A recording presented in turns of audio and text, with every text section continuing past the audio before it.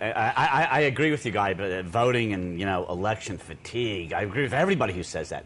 Wisconsin has never been in the news like this. For the last 2 years, all we hear about is Wisconsin, and we watch Wisconsin, so that, and we say that we're going to learn things from Wisconsin, and Wisconsin may be a barometer or somehow an indicator of things to come, but, the Iowa straw poll was also supposed to be an indicator of things to come, and it wasn't. I think that a lot of things get very overblown politically about, and what they indicate towards the future. So, we'll see. But, gosh, I know all I need to know about Wisconsin in the last 2 years.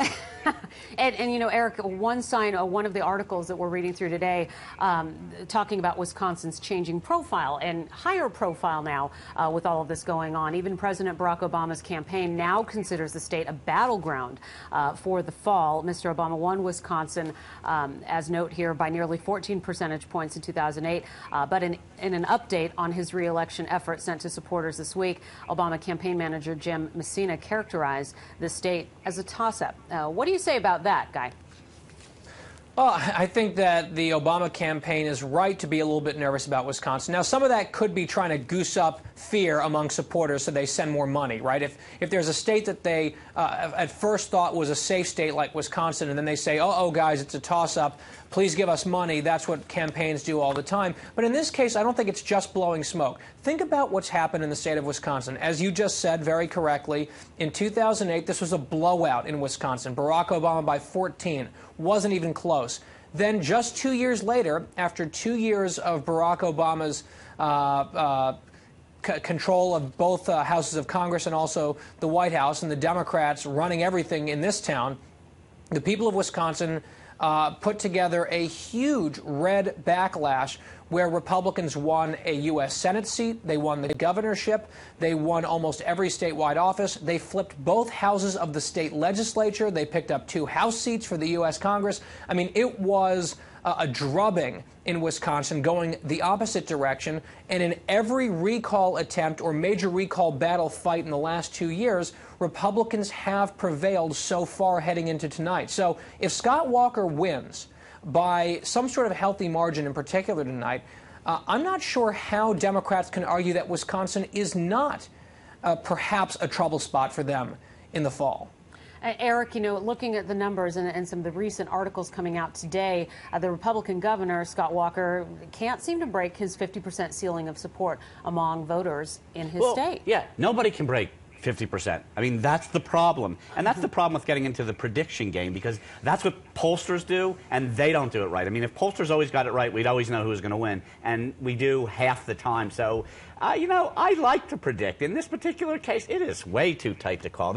I hope that the procedures that they have in place in Wisconsin don't come into question after the fact, because it's going to be a very, very close race. Well, Mike Tate, who's the chairman of the Democratic Party of Wisconsin, said the party will have more than 440 lawyers in the field today doing what they call election protection activities, but also tasked with recount preparation, making sure that they know where absentee ballots are at, making sure that they have a strong handle on what's happening out there. Counter that to labor groups and their allies who have been out there knocking on more than 300,000 doors during the past few days and placed more than 400,000 phone calls. Well, labor groups have always done that very, very well. Right. What they're doing is now they're mimicking each other. So at least they're attempting to compete on an equal playing field. Labor's always done that great. And Guy, what do you think about it? I mean, is the story going to be over today? Do you think the story will be over tonight, or is this going to have, or are we going to be talking about this for days? I think, well, we will be talking about it for days because the implications are massive. And so I think we will be discussing what the fallout of tonight's results will be for the days to come. I don't think this is going to be a razor-thin race, to be honest. It could be. I mean, I have no predictive powers here any more than anyone else on this show, but I just think based on numerous polls, I think Scott Walker's going to win this thing by 5 or 6 points. I think it'll be called tonight. I think it might be wishful thinking for the Democrats to say that they'll need recount lawyers, but who knows? It's of course more than conceivable. I do get a bit of a kick out of the Democrats saying that they're engaged in election protection efforts. This from the party that fought tooth and nail to ensure that identification was not required for this election when people show up to vote. So I'm curious exactly what those efforts on their behalf look like. But we'll see. It's a turnout game, and I think that, and here's a key point in all of this. if we want to look ahead to November.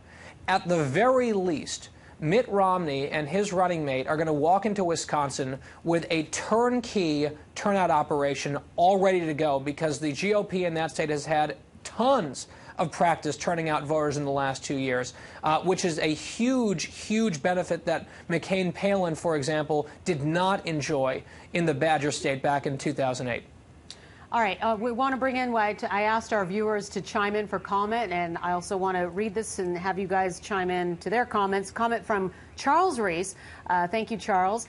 Governor Walker will win his recall. I do believe that this and other states will show that this November election is a referendum on Obama.